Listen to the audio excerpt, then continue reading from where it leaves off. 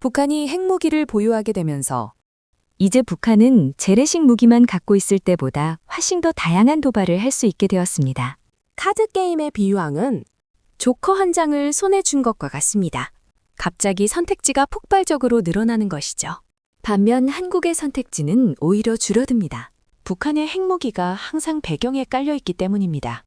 한국이 너무 강하게 대응하면 북한이 핵을 써야 되겠다고 판단할 수 있습니다. 그래서 한국은 늘 조심할 수밖에 없습니다.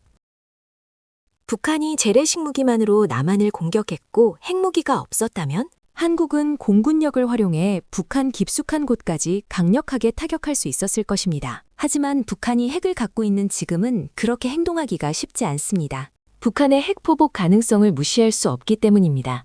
이는 맨손으로 싸우는 자함이 총을 든 상대에게 공격적으로 나서는 것과 같습니다.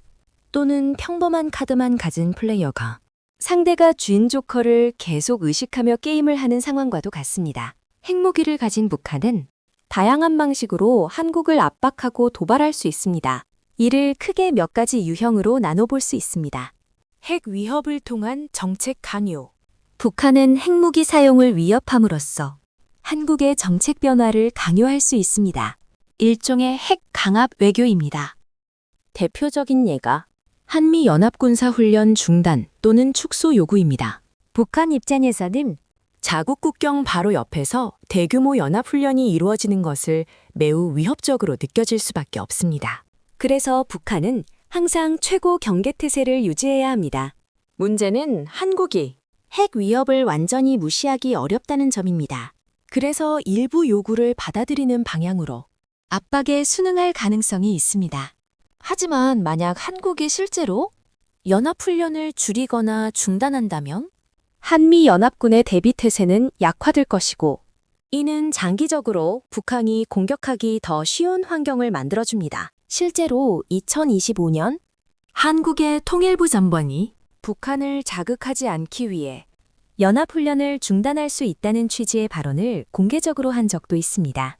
제한적 국지적 도발로 대응 능력 시험. 북한은 소규모 공격을 통해 한국의 대비태세와 정치적 결단력을 시험할 수 있습니다.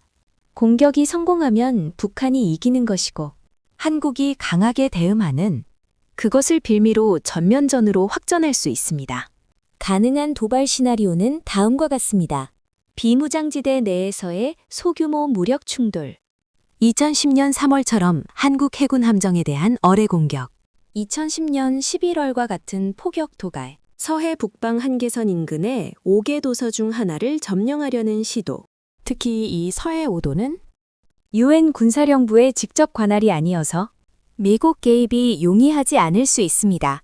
예를 들어 백령도는 북한에서 불과 14km 떨어져 있지만 한국 본토에서는 160km나 떨어져 있습니다.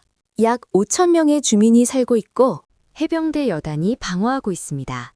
북한의 상륙정이 고안포 기지에서 출발하면 약 30분이면 도착할 수 있기 때문에 기습 상륙 작전이 현실적으로 가능합니다. 서울에 대한 제한적 공격. 북함호. 전면 침공은 국제적 반발이 너무 크다고 판단하거나 장기전에 감당하기 어렵다고 생각할 경우 서울만 점령하는 시나리오를 선택할 수도 있습니다. 서울을 점령한 뒤 러시아가 우크라이나 점령지에서 했던 것처럼 주민투표를 실시해 북한 영토로 편입했다고 주장할 가능성도 있습니다. 서울은 군사분계선에서 약 40km 밖에 떨어져 있지 않습니다. 북한 지도부는 기습 공격으로 빠르게 점령할 수 있다고 판단할 수도 있습니다. 지형, 인구 밀도, 시간 압박 때문에 한국군의 효과적인 방어는 매우 어렵고 미국도 민간인 피해 위험 때문에 항공, 포병 지원에 제약을 받을 수 있습니다. 이 과정에서 북한은 전술 핵무기나 비지속성 화학무기를 사용해 전방부대를 무력화하고 서울 북부로 돌파를 시도할 수 있습니다. 동시에 사이버 공격과 특수부대를 동원해 지휘체계, 통신, 핵심 인프라를 마비시킬 가능성도 큽니다. 남한 전면 신두고 가장 위험한 시나리오입니다. 북한은 1950년에 실패했던 목표, 즉 한반도 전체 정의형에 이번에는 핵무기를 사용해 반드시 달성하려 할 수 있습니다. 북한은 2013년경 핵무기 실전화 이소, 이른바 7일 전쟁 계획을 논의해온 것으로 알려져 있으며 이를 여러 차례 수정 보완했을 가능성이 큽니다. 만약 서울에 대한 제한적 공격이 잘 진행되거나 한국의 방어가 예상보다 약하다고 판단되면 북한은 전면 침공으로 확전할 수 있습니다. 북한은 서울을 고립시키는 데 집중하면서 과거 한국전쟁과 달리 수도 점령에 집착하지 않을 수도 있습니다. 대전과 같은 교통요초지, 그리고 부산을 향해 빠르게 진격해 한국의 군사, 물류, 전략 체계를 마비시키려 할 수 있습니다. 미군과의 정면 충돌을 피하기 위해 평택 미군 기지 등을 우회할 가능성도 큽니다. 전쟁 초기, 북한은 한국의 주요 도시와 군부대를 행해 다수의 핵무기를 동시에 사용할 가능성이 큽니다. 이는 북한의 강력한 의지를 과시하고 한국의 항복을 최대한 빨리 강요하기 위한 전략입니다. 동시에 북한은 미국 본토를 핵무기로 공격하겠다고 위협해 미국의 보복을 억제하려 할 수 있습니다. 만약 북한이 대전을 장악하는 데 성공한다면 미국은 추가 핵 확전을 피하기 위해 주한미군을 일본이나 태평양 기지로 철수시켜야 한다는 압박을 받을 수도 있습니다. 이런 시나리오를 생각하는 것은 불편합니다. 그래서 대부분의 사람들은 아예 생각하지 않으려 합니다. 하지만 다양한 가능성을 구체적으로 검토하지 않으면 대비는 항상 막연하고 불안전할 수밖에 없습니다.